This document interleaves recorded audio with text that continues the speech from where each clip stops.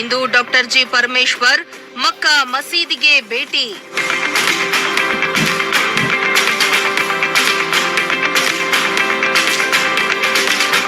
Muslim ಬಾಂಧವರಿಗೆ ಶುಭ ಕೋರಿದ ಗೃಹ ಸಚಿವರು.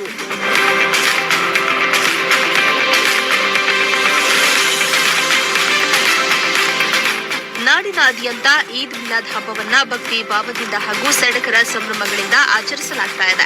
ತುಮಕೂರಿನ ಬಾರ್ಲೇನ್ ರಸ್ತೆಯಲ್ಲಿರುವ ಮಕ್ಕಾ ಮಸೀದಿಯಲ್ಲಿ ಸಹ ಹಬ್ಬದ ಸಂಭ್ರಮ ಮನೆ ಮಾಡಿದೆ. ಹಬ್ಬದ ಹಿನ್ನೆಲೆ ಜಿಲ್ಲಾ ಉಸ್ತುವಾರಿ ಸಚಿವ ಗೃಹ ಸಚಿವ ಡಾಕ್ಟರ್ ಜಿ ಪರಮೇಶ್ವರ್ ಮಕ್ಕಾ ಮಸೀದಿಗೆ ಭೇಟಿಯನ್ನ ನೀಡಿದ್ರು.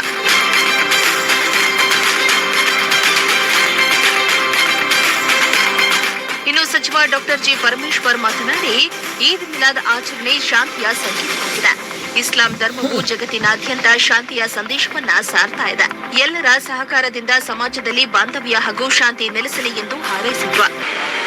ಜಿಲ್ಲೆಯ ಜಿಲ್ಲಾಧಿಕಾರಿಗಳಾಗಿರ್ತಕ್ಕಂಥ ಶ್ರೀಮತಿ ಶುಭಾ ಕಲ್ಯಾಣ ಅವರೇ, ಜಿಲ್ಲಾ ಪಂಚಾಯತಿಯ ಮುಖ್ಯ ಕಾರ್ಯನಿರ್ವಹಣಾಧಿಕಾರಿಗಳಾದ ಮಾನ್ಯ ಪ್ರಭು ಅವರೇ, ಪೊಲೀಸ್ ವರಿಷ್ಠಾಧಿಕಾರಿಗಳಾದ ಮಾನ್ಯ ಅಶೋಕ್ ಅವರೇ, ಮಾನ್ಯ ಅಫ್ತಾಬ್ ಅವರೇ, ಇಲ್ಲಿ ಉಪಸ್ಥಿತರಿರ್ತಕ್ಕಂಥ ಎಲ್ಲ ಸಹೋದರರು, ಇವತ್ತು ಈ ಈದ್ ಆಚರಣೆ ಮಾಡುವಂತದ್ದು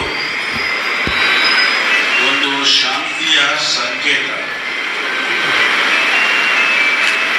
ಕ್ರಿಸ್ತಪೂರ್ವ 650ಕ್ಕೂ ಮೊದಲು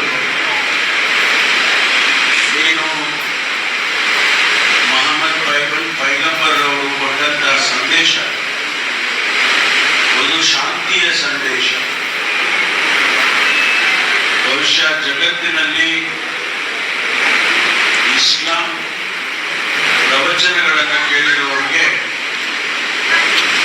ಇಸ್ಲಾಂ ಧರ್ಮ ಒಂದು ಶಾಂತಿಯನ್ನ ಇಡೀ ಜಗತ್ತಿಗೆ ಸಾರುವಂತಹ ಧರ್ಮ ಅನ್ನೋದನ್ನ ನಾವ್ಯಾರು ಮರಿಬಾರದು. ಶಾಂತಿಯ ಸಂದೇಶವನ್ನ